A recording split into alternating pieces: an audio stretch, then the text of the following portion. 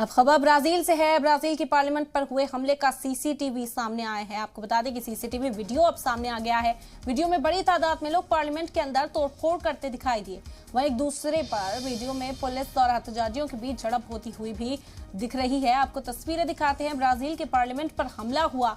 आपको बता दें कि यहाँ पर पुलिस तैनात थी, भारी फोर्स यहाँ पर थी और एहतजाजियों और पुलिस के बीच झड़प भी देखने को मिली।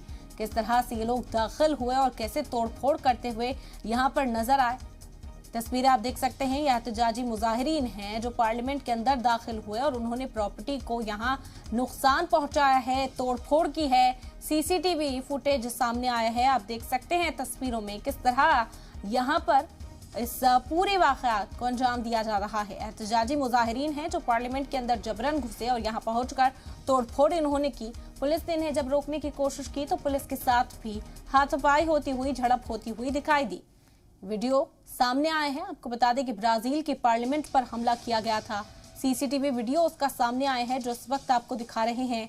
वीडियो में बड़ी तादाद में लोग पार्लियामेंट के अंदर तोड़फोड़ करते दिखाई दे रहे हैं। वहीं एक दूसरे पर पुलिस और ये जो एहतजाजी हैं वो भिड़े भी।